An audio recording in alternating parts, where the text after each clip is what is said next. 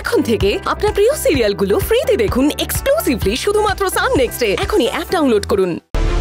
তাহলে 16 কলা পূর্ণ। বিরাট বড় ভুল করছিস মঞ্জু। নিত্য হালদারকে আটকে রাখার মতন লকআপ না এই রাজ্যে তৈরি হয়নি। তাহলে আমাদের রসুলপুরের লকআপটাই রাজ্যের মধ্যে ইতিহাস তৈরি করলো বলুন। এই মঞ্জু গড়াই, কনস্টেবল মঞ্জু গড়াই, রতন গড়াইয়ের মেয়ে আমি। আমার সাথে গলাবাজি করে কোনো লাভ নেই।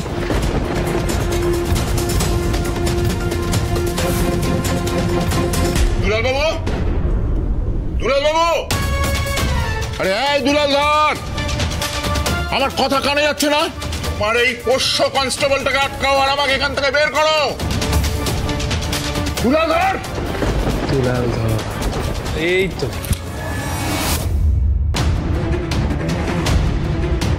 কি মঞ্জু, মঞ্জু তুমি এটা কি করেছো মঞ্জু?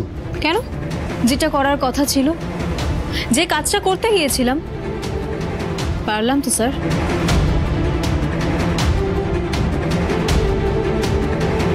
রানী,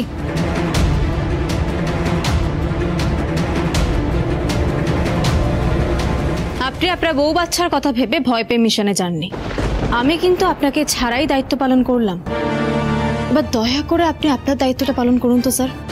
কিসের দায়িত্ব? নিত্য হালদারের বিরুদ্ধে মুনিয়ার কিডন্যাপিং এর কেস ফাইল করুন। তারপর ওনাকে কোর্টে নিয়ে যেতে হবে।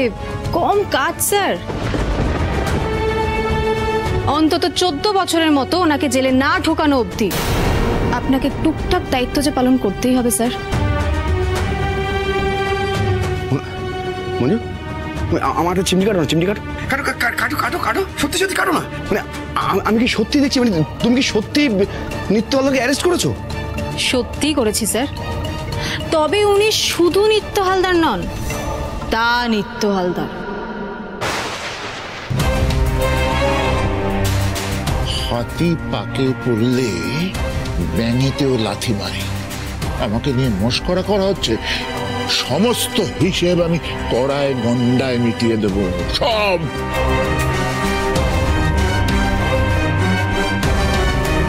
হিসেব টিসেব মেটানোর জন্য তো আপনাকে জেল থেকে ছাড়া পেতে হবে। আপনার কি মনে হয় এত যোগ্য করে আপনাকে ধরলাম শুধু মুনিয়ার কিডন্যাপিং এর কেস দিয়ে আপনাকে ছেড়ে দেব বলে? আপনার নামে অন্তত 500-600 কেস ফাইল করা হবে। আশেপাশের থানায় আপনার নামে যতগুলো ফাইল আছে সব ওপেন করা হবে। স্যার, স্যার আপনার কাছে আমার একটাই রিকোয়েস্ট, এই লোকটা যেন আর বাইরে না বেরোয়। তাহলে আপনাকেও আপনার বউ বাচ্চাকে নিয়ে ভয় পেয়ে থাকতে হবে না। হ্যাঁ, এটা একটা কাজের কথা। নিত্য হালদার বাইরে এলে আমার কপালে শনি 7.5 লেগে যাবে। Manju, good, very good job.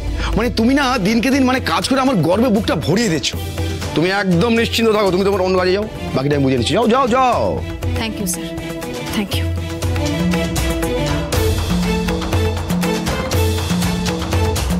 Sir,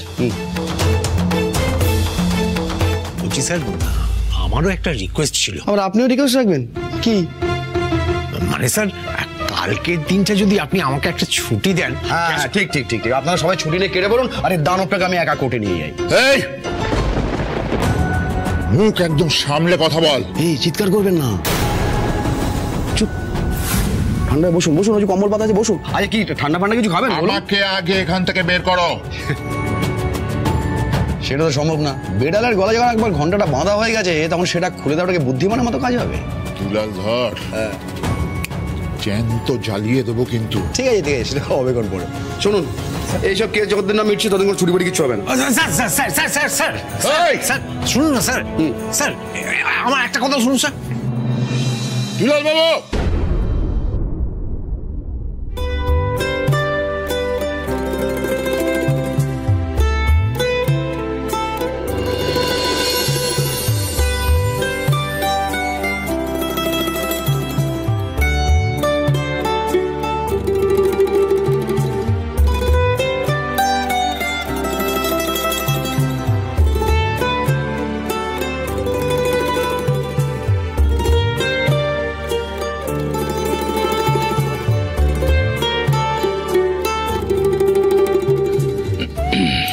কিরে, সব কেস তো মিটলো, এবার আমাদের বিয়ের কেসটার কি হবে?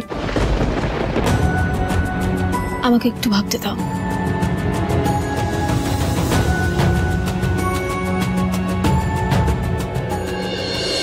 তোর যত ভাবনা চিন্তা করার তুই করে নে, তোকে তো আমি আমার বাড়িতে নিয়ে যেতে রাজি করাবই।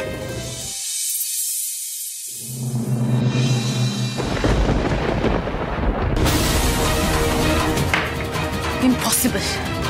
ওই মঞ্জু আর অর্জুন আবার এক হয়ে যাবে, আর আমি দাঁড়িয়ে দাঁড়িয়ে অডিয়েন্স হয়ে হাততালি দেবো। পারবো না, জাস্ট পারবো না।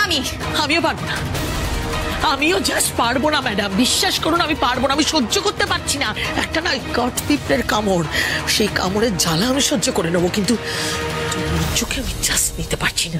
মুখটা চোখের সামনে ভাবলেই আমার মাথার ভেতরটা। পিকে কোথায়? পিকে কোথায় আসেনি কেন? অ্যাকচুয়ালি পিকের শরীরটা একটু খারাপ, সকাল থেকে 3 বার বমি করেছে। বাহ, খুব বাজে এক্সকিউজ। আজকে আমরা একটা নতুন কাজের প্ল্যান করতে চলেছি আর উনি নেই। বাহ বাহ, না থেকেও লাভের লাভটা কি হচ্ছে আমাদের? এই নিয়ে তো 432টা প্ল্যান করা হলো, আর আমাদের চেষ্টারও নাকি কোনো কমতি নেই। দিনের শেষে হাতে একটা ফুটো বাটি নিয়ে বসে থাকি। আরে কি কই মাছের জান নাকি মঞ্জুর? হ্যাঁ, এতবার এতভাবে ওকে মারার প্ল্যান করা হয়েছে, তাও ঠিক হাত থেকে পিছলে যায়। শুধু পিছলে বেরিয়ে যায়নি রাজা, যাতা শুরু করেছে। নইলে নিত্য হালদারের মতন লোক কখনো অ্যারেস্ট হয়? আমি একটা কথা বলবো স্যার, আমাদের স্যার মানে স্যার ম্যাডাম দুজনকেই বলছি, আমাদের একটু একটু চিন্তা ভাবনার একটু চেঞ্জ আনা উচিত, বদল। আমাদের একটা নতুন অ্যাঙ্গেলে ভাবা উচিত। না, অনেক অ্যাঙ্গেল ফ্যাঙ্গেল হয়েছে, আর কোনো অ্যাঙ্গেল দরকার নেই, খালি সময় নষ্ট। আমরা যেমন কাজ করার করি, আর মঞ্জুদেরকেও নিজেদের মতো থাকতে দাও। আর তোমরাও যাও তো, কলকাতায় ফিরে যাও। অনেক করেছো জীবনের নাটক, আর করতে হবে না। এবার গিয়ে একটু ক্যামেরার সামনে করো অভিনয়, যাও ভাগো। কি বললে তুমি? কি বলে মঞ্জুরা মঞ্জুদের মতো থাকবে আর আমরা থাকতে দেব? মঞ্জুর সাথে না শুধুমাত্র আমার প্রফেশনাল নয়, আমার একটা পার্সোনাল শত্রুতাও আছে রাজা। যাই হয়ে যাক, যাই হয়ে যাক, যতবার ফেল করতে হয় করব, কিন্তু ওই মঞ্জুকে শান্তিতে থাকতে দেব না। যতক্ষণ ওই মঞ্জুকে শেষ করতে পারছি ততক্ষণ আমি। কার কলার ধরছো তুমি? কার কলার ধরছো? ওর সাথে ভালোভাবে মিশি বলে মাথায় উঠে নেচো না। কার কলার ধরছো? দেবো একদম না। সরি রাজা, আমার মাথা ঠিক নেই। আমার তোমার মাথা ঠিক নেই, আমারও মাথা ঠিক নেই। আমি যা বলে তোমার চুলের মুঠি ধরেই। সরি সরি রাজা, রাজা সরি, ও মিন করে কিছু করেনি। তুমি জ্ঞান দেবার কে? আমি জ্ঞান দিচ্ছি না, যাবে মঞ্জু যেটা করেছে। দেখো দেখো দেখো, আমি বলি একটু সবাই মিলে একটু মাথাটা ঠান্ডা করো। আমি বলি আমার কথা শোনো, মানে মঞ্জু যেভাবে মানে সবকিছুতে জিতে জিতে যাচ্ছে, দেখো আমাদের না এত নেগেটিভ ভাবা উচিত না। মানছি মানছি আমাদের সময়টা একটু খারাপ যাচ্ছে, কিন্তু আমরা কি কোনো সময় খারাপ না, বুঝেছেন? কোনো সময় খারাপ না, আমাদের কাজ খারাপ। একটা পাতি কনস্টেবল, তাকে আমরা কিছুতেই বান্ডিল করতে পারছি না। হ্যাঁ, ভুল আমাদের, সেটা মানছি, কিন্তু সুযোগ যে আর আসবে না সেটাও কিন্তু নয়। ঠিক তাই স্যার, অর্জুন আর মঞ্জু কিন্তু এবার সংসার করতে শুরু করবে। হ্যাঁ স্যার, এতদিন ঝামেলাটা বাড়ির বাইরে ছিল, এখন ঝামেলাটা বাড়ির ভেতরে ঢুকবে। স্যার আমি তো সংসার করেছি, সংসারের মার প্যাঁচগুলো আমি খুব ভালো করে জানি। আমি কথা দিচ্ছি স্যার, ওই মঞ্জুকে এমন মার প্যাচে ফেলবো না, ওর জীবন আমি অতিষ্ঠ করে দেবো। আপনারা স্যার শুধু বাইরেটা সামলে নিন, আর আমি ভেতরটা সামলাবো। আমরা ভেতরটা দেখে নেবো স্যার। বাইরে ভেতরে এমন অশান্তি দেবো মঞ্জুকে, এমন অশান্তি দেবো যে ও প্রাণে বাঁচতে চাইবে না, অতিষ্ঠ হয়ে যাবে। মানেটা কি? হ্যাঁ, অর্জুন মঞ্জুকে নিয়ে বাড়ি ফিরবে, আমরা সেটা দেখবো? পাগল নাকি? আরে আমি আছি তো, আমি আছি তো। ওদের ভালোবাসার স্বপ্নের কাঁথায় আগুন আমি দেব, কোনো চিন্তা নেই।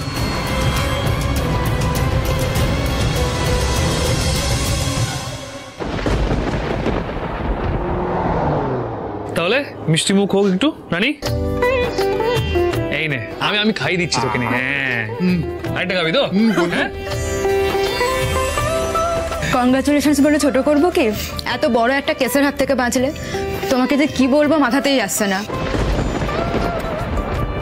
আমায় কিছু বলার দরকার নেই, যা বলার মঞ্জুকে বল। ওই তো আমায় বাঁচিয়েছে। আমি জানতাম ও আমাকে ভুল বুঝলেও শেষ পর্যন্ত সত্যিটা ঠিক বুঝতে পারবে, আর সেটা বুঝে ও নিজেই আমাকে বাঁচাবে। দেখ, তাই কিন্তু হয়েছে। তবে কেসটার থেকে বাঁচার জন্য কিন্তু আমি মিষ্টির প্যাকেটটা আনিনি। মঞ্জুর মুনিয়াকে বাঁচানো আর ওর নিত্য হালদারকে অ্যারেস্ট করা, এই দুটো খুশিতে এই মিষ্টির প্যাকেটটা আমি এনেছি। তুমি আজকে করলে না অর্জুন, তুমি চাইলেই পুলিশে একটা চাকরি নিয়ে নিতে পারো, তারপরে স্বামী স্ত্রী দুজনেই পুলিশ। জমবে কিন্তু, বলো বিষয়টা।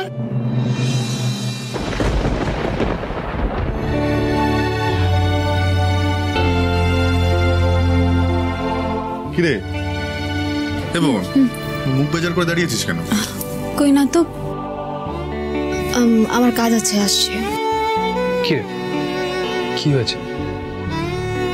কিছু হয়নি অর্জুন, আমার নিজের ওপর রাগ হচ্ছে, নিজের বোকামির ওপর রাগ হচ্ছে। মঞ্জু, যেটা হয়েছে বাদ দে না, সেটা নিয়ে জল ঘোলা করে কি লাভ বল? আর আমাদের বিয়ের শেষের দিকটা এখনো বাকি আছে। আমি চাই সেটা শেষ করে তোকে নিয়ে বাড়ি ফিরতে। চল না, নতুন করে আবার সবটা শুরু করি। আর কোনো কিছু শুরু করার আগে মিষ্টি মুখ করাটা কিন্তু খুব ইম্পর্টেন্ট। আমার ভালো লাগছে না অর্জুন, গত কয়েকদিনে যা ঘটেছে আমি একটা জিনিস খুব ভালো করে বুঝে গেছি। আবার কি বুঝে গেলি তুই? হ্যাঁ, বুঝেছি আমার পেশা আর তোমার অতীত, এই দুটো যখন তখন একে অপরের মুখোমুখি এসে দাঁড়াতে পারে, যে কোনো মুহূর্তে যে কোনো বিপদ ঘটতে পারে অর্জুন।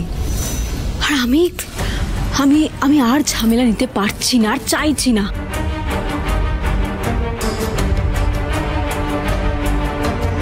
তাই আমি চাই তুমি তোমার মতো থাকো আর আমি আমার মতো থাকি। এমনিতেই আমার অনেক কাজ আছে অর্জুন, সব থেকে বড় কাজ হলো বাবার খুনিকে খুঁজে বের করতে হবে। মঞ্জু সুমতি হয়েছে তো? এই সুমতিটাই থাক। মঞ্জু, আমি আজ যেমন তোর পাশে ছিলাম, সারা জীবন ঠিক এভাবেই তোর পাশে থাকবো। হ্যাঁ, সেই জন্য যদি আমাকে আরো কয়েকবার অ্যারেস্ট হতে হয়, হবো। অ্যারেস্ট হয়ে তো তুই আমাকে তোর থানায় নিয়ে যাবি, কি ঠিক বললাম তো? অর্জুন, তুমি আমার কথাটা বুঝতে পারছো না। সব কথা বুঝতে পারছি, তুই আমার কথা বুঝতে পারছিস না। আমার কথাটা শোন, বোঝ, আর চল আমার সঙ্গে। আয়, জোর করো না অর্জুন। আরে আমি শোন, একজন হাজবেন্ড তার ওয়াইফের কাছে জোর করে না, দাবি করে। আমি দাবি করছি, চল আয়। না, আরে আয় না। না বললাম তো।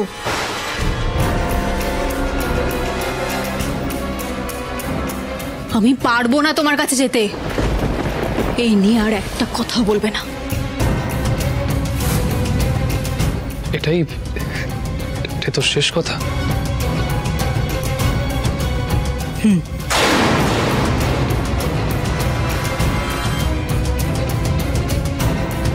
বেশ, তাহলে তুই আমার শেষ কথাটাও জেনে রাখ। আমি যদি ওই বাড়িতে ফিরি তাহলে তোকে নিয়েই ফিরবো, নইলে আমি ফিরবো না। ফিরবো না, না, না। অর্জুন, অর্জুন, জেদ করো না অর্জুন। অর্জুন, শোনো না। বড় সুযোগ, এই সুযোগটাকে কাজে লাগিয়ে এদের বিয়েটা ভাঙতে হবে। অর্জুন, আমার কথা শোনো, রাগ করো না অর্জুন।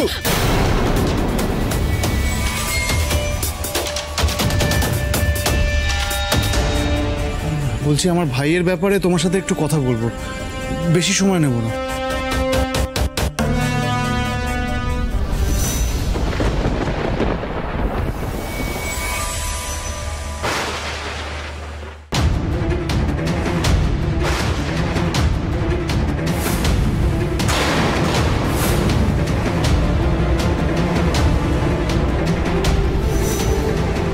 একদম বাড়াবাড়ি করবেন না, ভুলে যাবেন না আমি কনস্টেবল মঞ্জু। আমি চাইলে আপনাদের, আমি জানি মঞ্জু, তুমি চাইলে অনেক কিছু করতে পারো। যেমন অর্জুনকে মিথ্যে অভিযোগ দিয়ে তুমি বিয়ের দিন অ্যারেস্ট করেছিলে, ঠিক তেমনি আজকে ভুল বুঝে অভিকে চড় মারতে গেছিলে। কেন? আগে দেখো তোমার আঁচলটা কোথায় আটকেছে। সবটা দেখো আগে।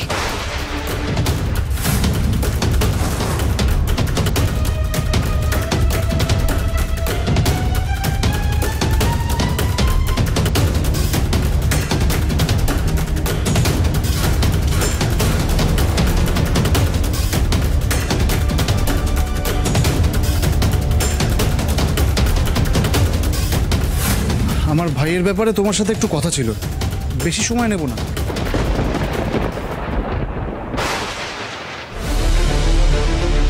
Unfortunate, very unfortunate.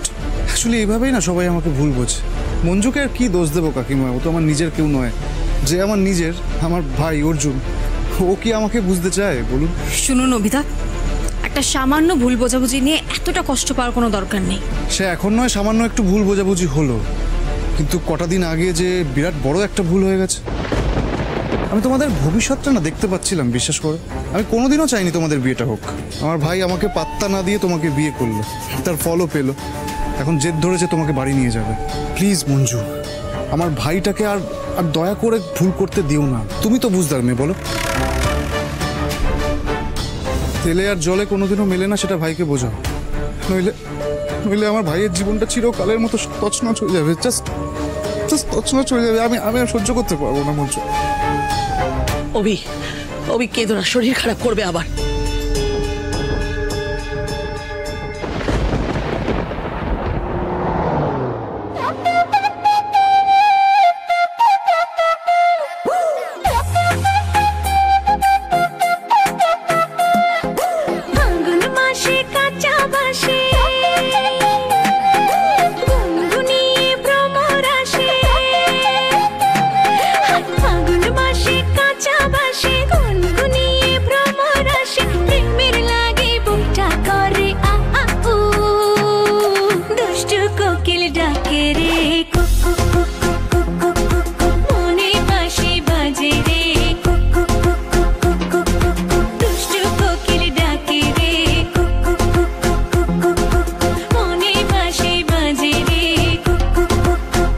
তোমার মতো থাকো আর আমি আমার মতো থাকি। আমি পারবো না তোমার কাছে যেতে। এই নিয়ে আর একটা কথা বলবে না। চোখে চোখে কথা বলো, মুখে কিছুই বলো না। ভালোবাসার নামে কেন করো শুধুই চলো না। চোখে চোখে কথা বলো, মুখে কিছুই বলো না। ভালোবাসার নামে কেন করো শুধুই চলো না।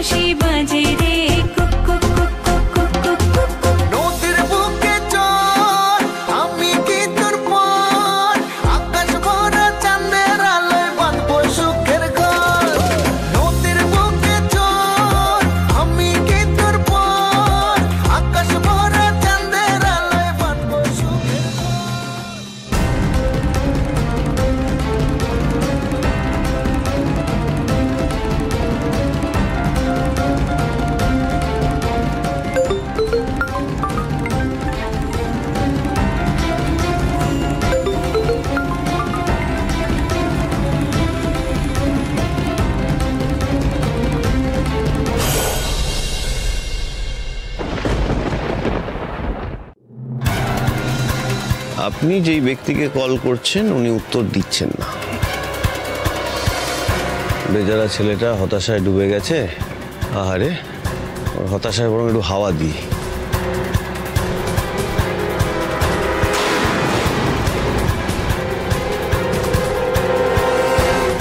ড্রাগস? এখন যদি কেউ বুঝে যায় কেস খেয়ে যাবো না। চাপলেস। ভাই বোনেরা এসো একটু এদিকে।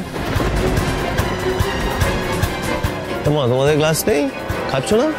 যাকগে, তোমাদের তিনজনের মদের খরচ আমার। একটা খালি ছোট্ট কাজ করতে হবে। শোনো,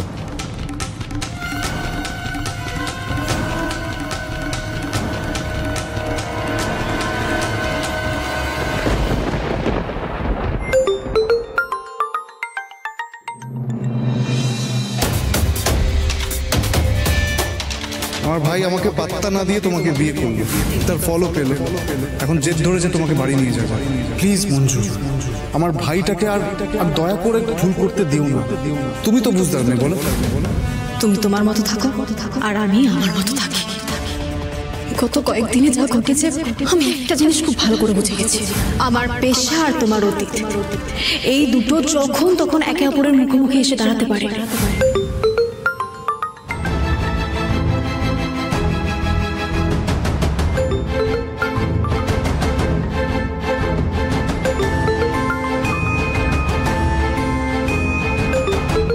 কিরে, ফোনটা ধর না। না মানে এটা কি? দে আমাকে, দে, আমি কথা বলছি। দাদা ভাই না বললাম তো।